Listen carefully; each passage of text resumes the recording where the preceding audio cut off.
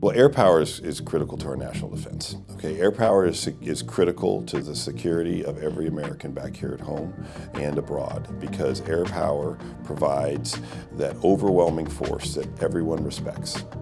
And it protects us, and it offers deterrence, and it ensures victory in war.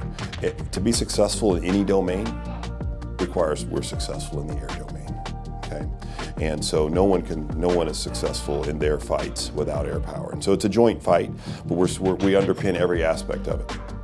The aspects of air power is that it's unique in the sense that it's so fast and can be brought together and very wildly in how it's applied, that based on its uniqueness compared to the other domains, tanks move at 10 miles an hour, ships maybe 30 or 40, and we move at 400 or 500, if not above the speed of sound, and we're not limited by terrain, or other obstacles. And so as a result, the uniqueness of air power demands that it have a different method of command and controlling it.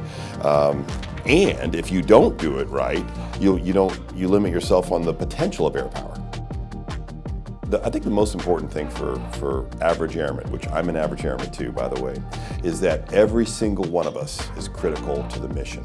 Okay, our nation relies on air power to defend ourselves and to hold targets at risk in enemy countries, which is deterrence. Air power does so much for our nation, but every airman is critical in that. We talk a lot about, people can envision maybe it's just the air crew that are making all these decisions and all this doctrine applies to them. No. It applies to all of us, because at the end of the day, every single one of us, whether you're a defender, a medic, a communicator, a maintainer, a contractor, every single one of us is critical to the generation of air power. Almost any airman that's been served in the last 20 years can envision what the warfare had been like. But that's not the air power of the future. Air power of the future, airmen at air bases are vulnerable, okay? And so therefore the mission, the ability to generate air power and the ability to command and control air power is at risk. And so this doctrine that we're talking about changes how we do both of those things, how we control air power and also how we generate air power.